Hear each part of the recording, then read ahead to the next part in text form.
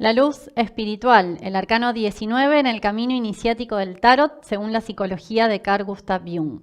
Hoy te traemos un nuevo proceso en las 22 etapas, que son los 22 arcanos mayores del camino que se conociera en la antigüedad para alcanzar la conciencia integrada, la conciencia de la iluminación, llamado iniciación o individuación en el sistema de la psicología moderna de Carl Gustav Jung. Este es un estado de no contradicción interna, un estado de armonía y sabiduría plena, al que, como señalara Jung, toda la dinámica psíquica del ser humano apunta a lo largo de su vida. Cada uno de estos arcanos nos trae un aprendizaje que nos convierte en más sabios y sabias a medida que los vamos realizando en nuestras vidas. El arcano del sol, del que vamos a hablar hoy, nos muestra una instancia de claridad posible por alcanzar, y hoy te vamos a dar algunos de sus simbolismos ocultos más importantes que nos pueden ayudar a realizar este proceso de integración. Bienvenidos a la Escuela de Psicología, Filosofía y Astrología Aztlán. Ya comenzamos.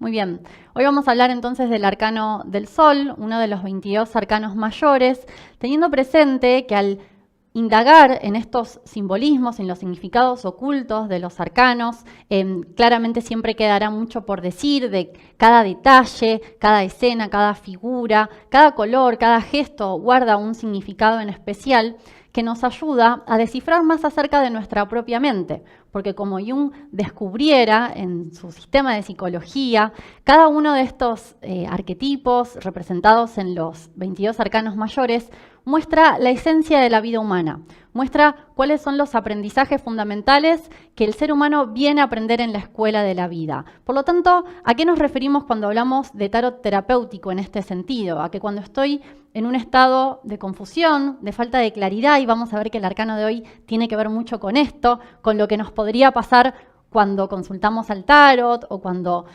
tomamos en consideración lo que nos muestra la astrología como otra herramienta que le permite al ego, a la persona que vive todos los días cantidad de situaciones, de eventos, de cosas que nos pasan, de estados interiores, de pensamientos, de emociones que se puede presentar como una masa confusa, poder descifrar, descubrir cuál es el significado oculto de todas esas experiencias al buscar aquello que nos conecta, y el tarot se convierte en ese puente, o la astrología también como otro sistema de simbolismo, como otra forma de conocer el lenguaje de lo inconsciente. Lo era el I Ching, por ejemplo, en las tradiciones en la antigua China. Nos permite conectarnos con esa sabiduría interior que nos va a mostrar cuál es el camino, hacia dónde necesitamos dirigirnos, hacia dónde dirigir nuestra conciencia, nuestras experiencias, para poder realizar ese aprendizaje que necesitamos y así luego poder pasar a otro. Cuando el ser humano completa el aprendizaje en la escuela de la vida, en un largo tiempo de aprendizaje, alcanza el estado de la realización total, lo que hablábamos al principio de la iluminación, la individuación o la integración. En este proceso, hoy traemos la carta 19, que al observarla nos muestra una escena en dos planos, en el plano del cielo, el sol y los niños jugando allí bajo su protección, bajo su bendición divina. Claramente el simbolismo de los niños nos remonta a una especie de vuelta a la infancia, y esto, entendiéndolo en forma simbólica, nos muestra un estado en el que la vida se nos presenta para ser experimentada, no como un desafío, no cargada de problemas y de circunstancias difíciles, sino más bien con una apertura a vivir aquello que se nos presente. Había un arquetipo del que Jung hablara y luego una de sus discípulas muy importantes, María Luisa von Franz, lo desarrollara también, que es el arquetipo del Puer Eternus, que se encuentra en la mitología griega. Era el dios de la juventud o de la juventud eterna, de la juventud divina. Claramente nos referimos a un estado psicológico, como toda la simbología de la mitología, no a una juventud eterna física. Por más que lo tratemos de disfrazar de 10.000 maneras, no es posible. Pero tampoco se refiere a una actitud externa, esta carta y este arquetipo, no se refiere a una actitud externa de ser aniñado, de comportarse como un niño, sino a un estado interior. Tengamos presente que los arcanos no se refieren en su esencia a los complejos psicológicos en el ser humano, sino que en esta idea del tarot terapéutico, de su función terapéutica, es el no vivir de acuerdo a las ideas que los arcanos representan, que surgen los complejos psicológicos en lo inconsciente. Es porque la conducta del ego, por ignorancia, por desconocimiento, no sabe cómo vivir la vida humana, y allí es donde aparecen los complejos, las desviaciones que causan dolor y sufrimiento, pero que también son el motor, lo que nos mueve a volver a recuperar la esencia natural humana. Y de todo ese proceso, esta carta nos va a estar hablando y nos va a estar orientando en ese sentido. Volviendo a la simbología del niño, el niño como símbolo de lo recién nacido, de aquello que está lleno de vida, que es completo en sí mismo, pero a la vez es potencial de experimentar y desarrollarse, nos marca la entrada en una nueva forma de experimentar el mundo. Este arquetipo del puer eternus, explicaba Jung, que es a la vez dos, el principio y el fin, porque somos niños al nacer y también lo somos al morir. Cuando morimos a la vida física, nacemos a la vida espiritual. En estos dos extremos, el niño puede representar o el estado de inconsciencia en la infancia, donde el ego, la personalidad en esa vida todavía es inmadura y dependiente, pero también, como principio final, puede representar al ego ya consciente, maduro, que se conoce a sí mismo y que, como vemos en la escena, se relaciona sin temor, naturalmente, con espontaneidad. Todas estas cualidades, todas estas atribuciones pertenecen a lo que Jung llamara el arquetipo del self o el sí mismo, que esta carta vamos a ver que tiene que ver mucho con ese proceso profundo de la conciencia como alfa y omega, como centro y totalidad de la conciencia en el ser humano, que es la parte inmortal, la parte espiritual, nombrada en todas las tradiciones antiguas como el principio espiritual en el ser humano, el Dios interior, el Atman lo llamaban en la India, el yo superior, y así podríamos enumerar muchas formas de dar nombre a este estado superior de conciencia, a este principio espiritual en el ser humano. Claramente este arcano no representa una regresión al estado infantil original, sino que, como vemos allí, hay un proceso, y esto va a ser muy importante en descubrir a qué apunta su significado. Hay un proceso que se realiza bajo una protección, bajo una guía, y esa clave va a estar allí escondida en esa muralla que vemos allí en el fondo de la escena. Hay muchas tradiciones donde los niños son puestos como símbolo de lo esencial. Tenemos, por ejemplo, pasajes de los evangelios, donde hay muchas enseñanzas psicológicas allí guardadas, escondidas también, donde el Maestro Jesús decía: dejad que los niños vengan a mí, o aquel que quiera entrar en el reino de los cielos tendrá que ser como niño. Lo mismo en la tradición espiritual del budismo, donde el mismo Buda decía: todos los seres humanos nacen iluminados ya desde el momento de su nacimiento, de su niñez, pero se necesita una vida para descubrirlo, para llegar a ese estado superior de conciencia. Todos llevamos en nosotros mismos, plantea la tradición del budismo, la semilla del Buda en nuestro interior, y ya está ahí desde la niñez. Por eso tanto el sol como los niños simbolizan el arquetipo del sí mismo, del yo verdadero, del espíritu. Cuando estamos receptivos, fíjense cómo este símbolo se nos puede presentar en nuestra vida cotidiana, cuando estamos receptivos a una situación más natural, más cercana a la naturaleza arquetípica humana, nos sentimos atraídos instintivamente, naturalmente, hacia los niños, en una reunión, en un lugar, porque simbolizan esa naturaleza misma espiritual. El niño no tiene el condicionamiento de la época, de las modas, de las falsedades que absorbemos ya en los primeros años de vida. El bebé todavía, cuando aún no camina, no habla, irradia pureza. Vienen del mundo espiritual, están más cercanos todavía a ese mundo que a este. Por lo tanto, en su esencia, nos muestra la posibilidad de recuperar ese estado, pero sin descartar todo lo que hemos aprendido hasta ahora. Por eso decíamos, no es empezar a comportarse como una persona niñada ya en la edad adulta. Esta clave de que ellos están jugando allí bajo la protección del sol y también bajo la protección de ese vallado, de esa cerca, nos muestra la importancia en el plano psicológico de ordenar y de delimitar nuestra experiencia. Esto también lo desarrollara Jung hablando del simbolismo del mandala, donde todo lo que está contenido dentro del mandala es lo sagrado y lo que está fuera es lo profano, es lo que causa dolor, lo que causa sufrimiento. Hay un orden en la experiencia psíquica humana. Hablábamos, por ejemplo, al principio de 22 arcanos mayores. ¿Por qué son 22? Hay un orden, hay un principio que surge de los números, que surge de la matemática universal, que dentro de ese orden, Jung también lo llamaba el antropos, el arquetipo de la totalidad y de la naturaleza humana, así como en un juego, como el que están jugando los niños, hay reglas y dentro de ese marco, dentro de ese orden, se puede crear, se puede imaginar nuevas cosas, pero sin esas reglas, sin ese orden, no habría nada. No habría posibilidad de creación, porque las creaciones se basan en principios, se basan en estructuras. Si no, fíjense, cuando algo es ideado, es inventado, creado sobre bases falsas, no prospera en el tiempo. No se lo podría llamar directamente creaciones propias en el sentido de la palabra. Allí ellos están creando la conciencia. Ya vamos a ver cómo este simbolismo se encuentra también en los escritos antiguos de la alquimia, donde el tarot y la alquimia guardan muchos simbolismos en común. Hay otro proceso en relación a esta protección, a este lugar sagrado, que lo podemos relacionar con, claramente en la antigüedad, estos conocimientos de cómo funciona la psicología humana eran conocidos por quienes ordenaban y dirigían la vida social y pública.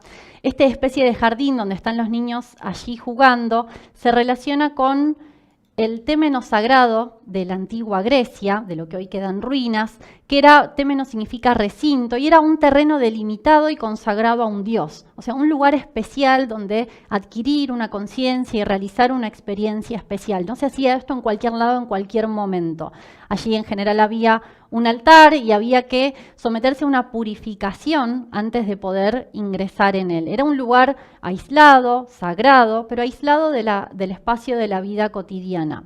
Jung retoma esta práctica y habla de que allí hay un arquetipo en su libro en Psicología y Alquimia, relaciona el témenos con el círculo mágico de muchas otras tradiciones, que también actúa como un espacio o lugar seguro, lo que todo Jung lo iba a traducir a simbolismos psicológicos, porque todo surge de procesos psicológicos. Entonces esta idea de este lugar sagrado a nivel psicológico implica alcanzar un orden en la mente entre los contenidos del ego y del inconsciente. Lo que se busca es que aquello importante que conocemos, que adquirimos, una conciencia, una parte positiva en nuestra psicología, sea protegido en nuestro interior frente a la irrupción de las influencias exteriores que nos pueden confundir. Y también esta idea de espacio sagrado, protegido, de separación, también se trata de impedir que se expresen conocimientos de lo inconsciente de forma caótica, es decir, un practicante de todos estos métodos de psicología profunda, de concentración, de meditación y reflexión, un practicante no se va a someter a cualquier imagen externa o interna que se le presente, no va a aceptar cualquier información que viene de afuera, la va a analizar antes de dejarla ingresar en su espacio sagrado, ni tampoco va a expresar cualquier pensamiento o emoción que se aparezca en su mente. La conciencia está ordenada, está delimitada, y ese es uno de los procesos que muestra este arcano.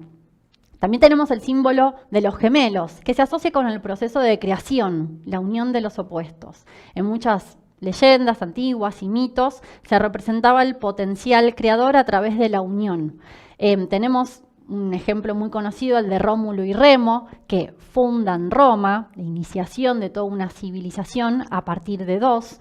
En muchos mitos, por ejemplo, de América, se muestra también la relación entre dos gemelos, en que uno en general posee poderes sobrenaturales, celestiales, y otro gobierna sobre el mundo terrenal. Tenemos en la mitología griega también a Cástor y Pólux, que aparecen en muchos de los relatos mitológicos, donde uno de ellos era inmortal y el otro mortal. Es decir, siempre aparece esta dualidad entre el hombre terrenal y el hombre celestial.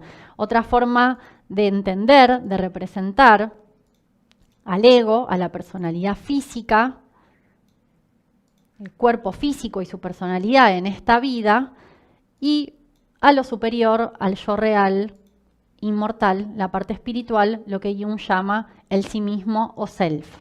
Jung, en su autobiografía, que hace poco hicimos un homenaje en el aniversario de su fallecimiento y leímos un extracto y se las recomendábamos, habla de cómo desde muy niño, desde su niñez, reconocía en él estos dos principios y los llamaba la personalidad 1 y 2, donde a la personalidad 1 la describía como inquieta, temerosa, que le faltaban conocimientos, insegura, infantil, despreocupada ante muchas cosas, mientras que la personalidad 2 era antigua, profunda, pesada, hundía sus raíces en la eternidad del ser humano, tenía sabiduría. Este es uno de los arquetipos propios de este arcano y uno de los misterios que también se guardan en la tradición de la alquimia, como mencionaba recién, la búsqueda de la unión de los opuestos, de estas dos personalidades, la personalidad física que encarna en un cuerpo, en una vida, se una a un principio superior, a un principio espiritual y alcanzar una inmortalidad no física, sino de conciencia, no perder la conciencia en el otro plano.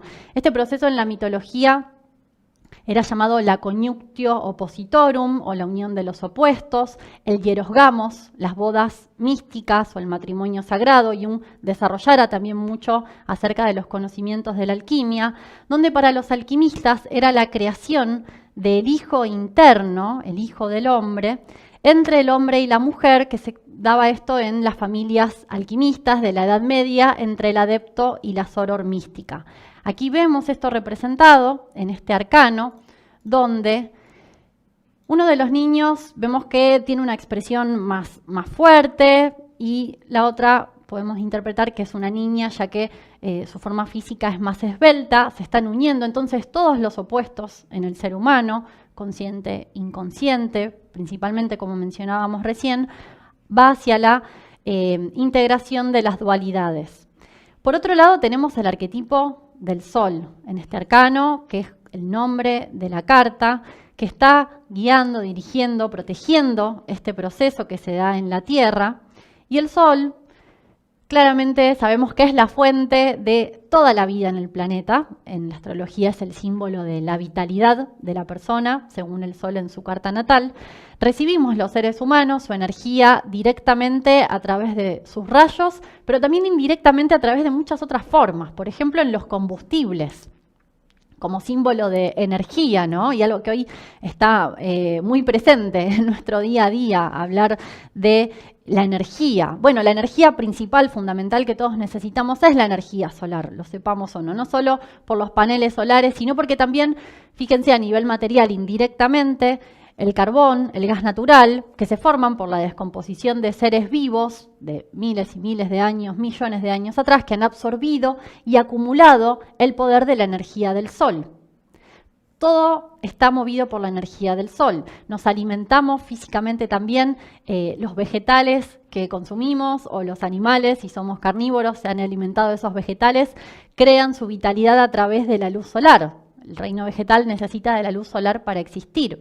La energía del viento también surge del sol, indirectamente, porque el viento se produce por el calentamiento de la superficie de la Tierra. Y así podríamos enumerar muchos otros ejemplos donde el sol es la base de la vida, no solo en este planeta, sino en todo el sistema solar. Por eso los planetas orbitan a su alrededor.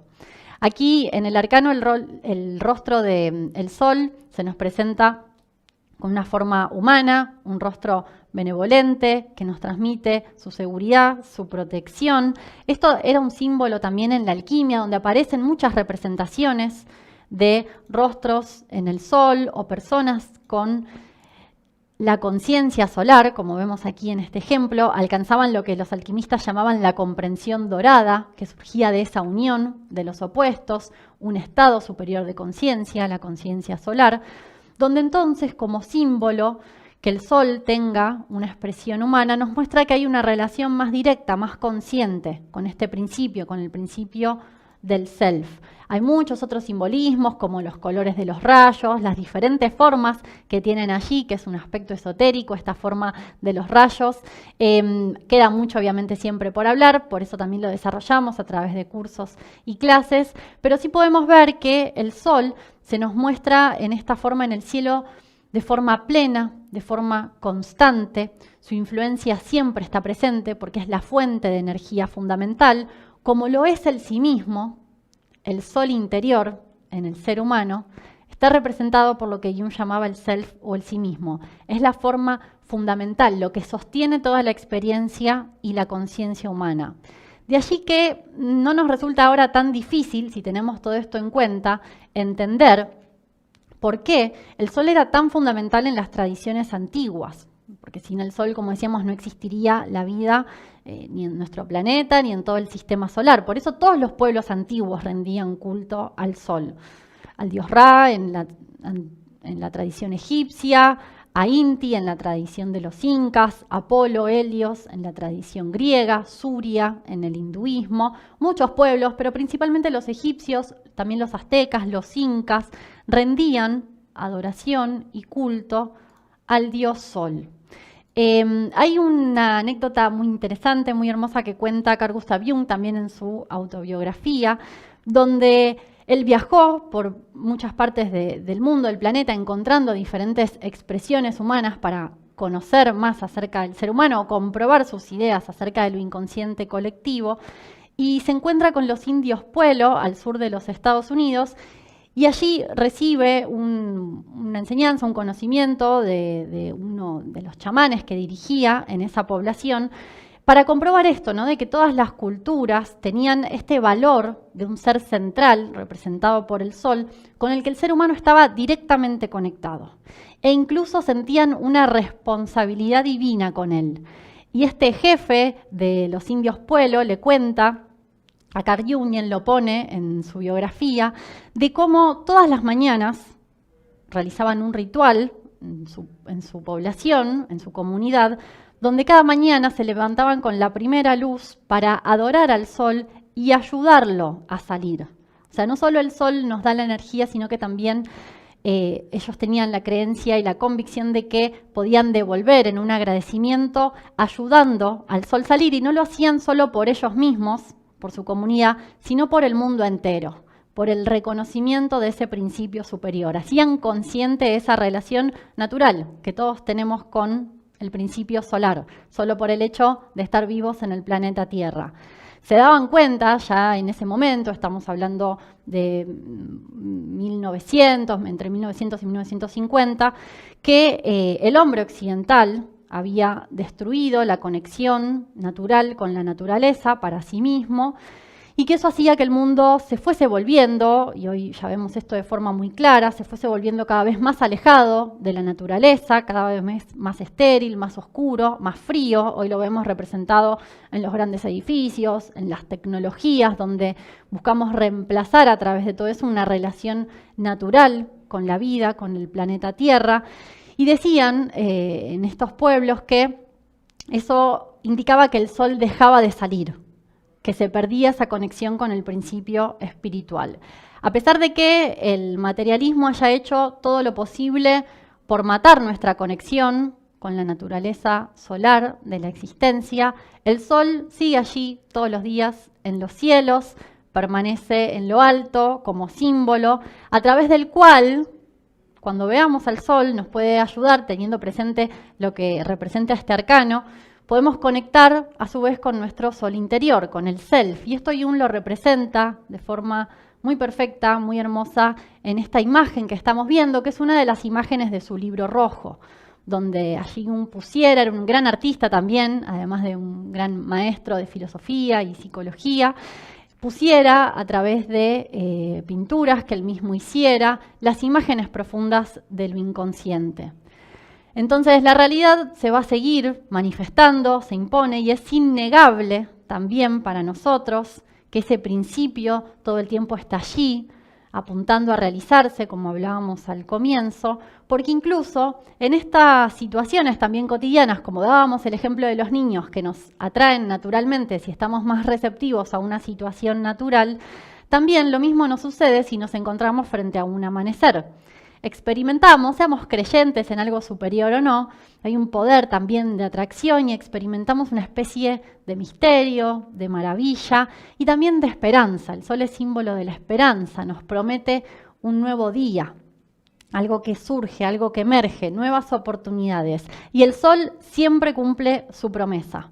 Vuelve cada día, después de cada noche en su viaje, a través de, como en la tradición egipcia, se hablaba del mundo oculto, del negro océano, vuelve y renueva nuestra fe en un cosmos de orden, de los ciclos que se mantienen y que nos permiten seguir aprendiendo día a día. Por más caos que pueda aparecer, el sol siempre va a volver a brillar y vamos a tener una nueva oportunidad de ganar en conciencia, de seguir aprendiendo en la escuela de la vida.